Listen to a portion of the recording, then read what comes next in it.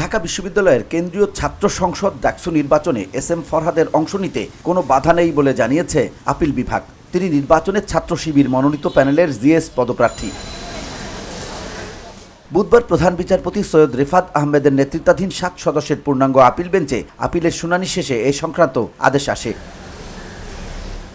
এদিকে ডাকসু নির্বাচন হতে বাধা নেই হাইকোর্টের আদেশ স্থগিত করে আপিল বিভাগের চেম্বার বিচারপতির দেয়া আদেশ বহাল রাখা হয়েছে। 30 অক্টোবর পর্যন্ত এই বহাল আদেশ দিয়েছে আপিল বিভাগের পূর্ণাঙ্গ বেঞ্চ।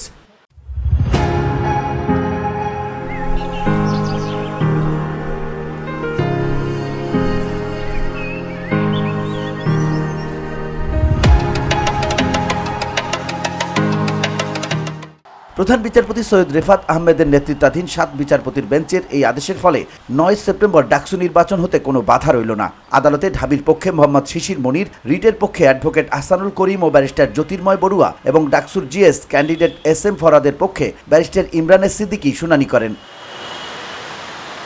এর আগে ডাকসু নির্বাচন স্থগিত করে হাইকোর্টের দেয়া আদেশ স্থগিতের মেয়াদ বাড়িয়ে আদেশ দেয় আপিল বিভাগের চেম্বার বিচারপতির আদালত। একই সঙ্গে হাইকোর্টের আদেশ স্থগিত চেয়ে ঢাকা বিশ্ববিদ্যালয় কর্তৃপক্ষের করা আবেদনের ওপর বুধবার আপিল বিভাগের নিয়মিত বেঞ্চে শুনানি হয়। মঙ্গলবার আপিল বিভাগের চেম্বার বিচারপতি ফারাহ মাহবুব এই আদেশ দেন। ওই সময় আদালত বলে 3 সেপ্টেম্বর শুনানির জন্য নির্ধারণ করা হলো। সেই সময় পর্যন্ত স্থগিতাদেশ বাড়ানো হলো। সেদিন ঢাকা বিশ্ববিদ্যালয় কর্তৃপক্ষের আইনজীবী মোহাম্মদ শিশির মনির বলেন, বুধবার আপিল বিভাগের পূর্ণাঙ্গ বেঞ্চে আবেদনটি শুনানির জন্য 1 নম্বর আইটেম হিসেবে থাকবে। VOD Bangla news desk.